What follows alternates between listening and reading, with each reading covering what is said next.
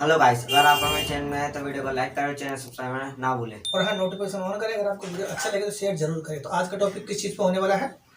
इस शहीद की आत्मा आज भी देती है चीन सीमा पर पहरा। बाबा हरभजन सिंह। चलो गाइस, फिर करते हैं बिना किसी टाइम वेस्ट के वीडियो स्टार्ट और देखते हैं कि उसमें क्या है क्या नहीं है, कैसे वो पहरा देती है। और चले करें वीडियो स्टार्ट।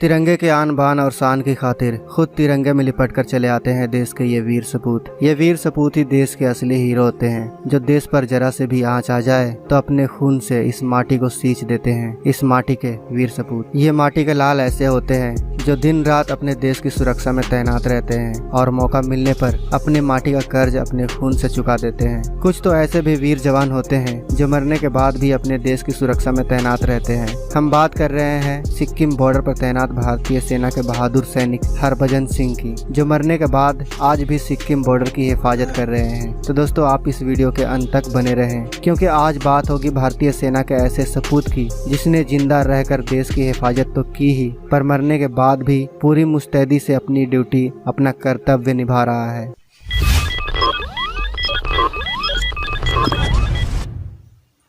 एक सैनिक है जो मरने उपरांत भी अपना काम पूरी मुस्तैदी और निष्ठा से कर रहा है। मरने के बाद भी वह सेना में कार्यरत है और उसका प्रमोशन भी होता है। हैरान करने वाली यह दास्तां है बाबा हरभजन सिंह की। 30 अगस्त 1946 को जन्मे बाबा हरभजन 9 फरवरी 1966 को भारतीय सेना के पंजाब रेजिमेंट में सिपाही पद पर भर्ती हुए। 1968 में वो 23वें पंजाब रेजिमेंट के साथ पूर्वी सिक्किम में तैनात थे। 4 अक्टूबर 1968 को खच्चरों का काफिला ले जाते वक्त पूर्वी सिक्किम नाथुला के पास उनका पांव फिसल गया और घाटी में गिरने से उनकी मौत हो गई। पानी का तेज बहाव उनके शरीर को बहाकर 2 किलोमीटर दूर ले गया। कहा जाता है कि उन्होंने अपने साथी सैनिक के सपने में आकर अपने शरीर के बारे में जानकारी दी, लेकिन उनके साथी ने इस सपने पर ज्यादा ध्यान नहीं दिया और वो उनके शरीर को ढूंढते रहे, लेकिन कहीं भी उनका अता पता नहीं चला। अगले रात फिर बाबा हरभजन सिंह अपने दूसरे साथी के सपने में आए और सपने में कहा कि उनकी मौत हो गई है और उनका शरीर कहाँ है यह भी जानकारी दी। लेकिन इस बार उस साथी ने इस बात को गंभीरता से लेते हुए इस बात को सभी साथियों से बताया और जब उनकी तलाश उनके बताए हुए जगह पर हुई तब उनका मृत शरीर वहीं मिला जहां उन्होंने सपने में बताया था। इसके बाद बाबा हरभजन सिंह को पूरे सैनिक सम्मान के साथ विदाई दी गई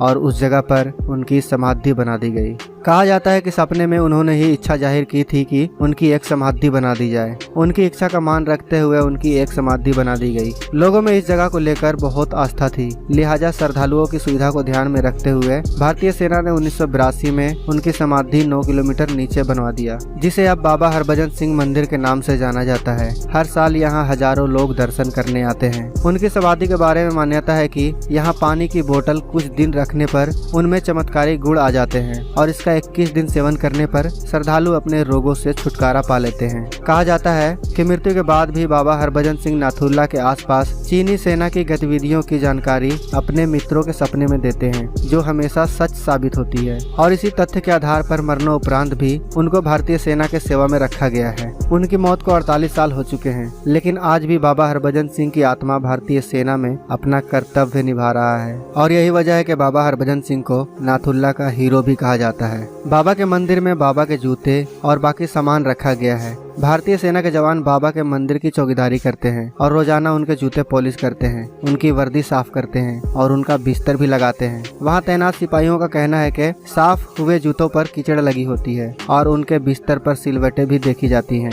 आपको यह जानकर हैरानी होगी कि बाबा की आत्मा से जुड़ी हुई बातें भारत ही नहीं बल्कि चीन की सेना भी बताती है। चीनी सेना ने भी उनको घोड़े पर सवार होकर रात में गश्त लगाने की पुष्टि की है। भारत और चीन आज भी बाबा हरभजन सिंह के होने पर यकीन रखते हैं और यही वजह है कि दोनों देशों के बीच होने वाले फ्लैग मीटिंग में एक कुर्सी बाबा हरभजन सिंह के नाम रखी जाती है।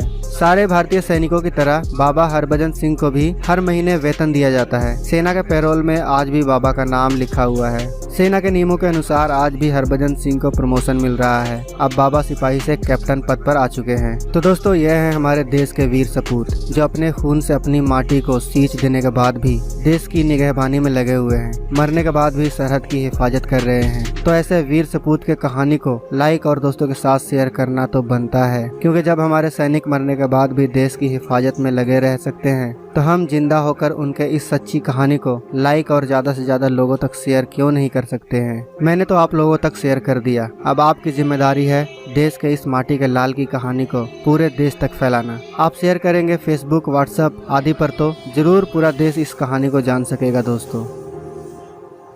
गाइस, जैसे ये जो बोल रहे हैं, अगर ये बात सत्य है, वो आज भी उसकी जो आत्मा है वो नाथुला के आसपास पहरा देती है।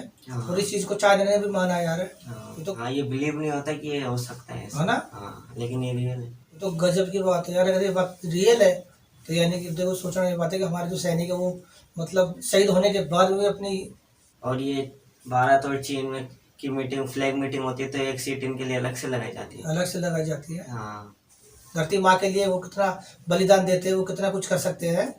जो बता रहे हैं ना भाई, जैसे वो जो पानी में बह के चले गए थे 2 किलोमीटर दूर, हाँ। और 2 किलोमीटर जाने पर फिर तो रात को सपने में एक सैनिक के सपने में आके बोला था भाई मैं यहाँ पे, मेरी जो शरीर यहाँ पड़ा हुआ है। हाँ, उसने यकीन नहीं किया। फिर जो बाद में दूसरे को सपने में आए थे, फिर दूसरे ने जाके बोला, और उसके बाद में उसकी जो शरीर वहीं मिला था हुआ है। हाँ। कुछ दिन पानी रखते हैं बोतल में, हाँ, और फिर उसको 21 दिन सेवन करने के बाद में वो जो मतलब उसके कुछ जो रोग फोग होते हैं वो खत्म हो जाते हैं। हाँ, सारे रोग खत्म हो जाते हैं। वाह यार, प्रमोशन आज भी मिलता है, कैप्टन पद पर आ गए अब तो ये।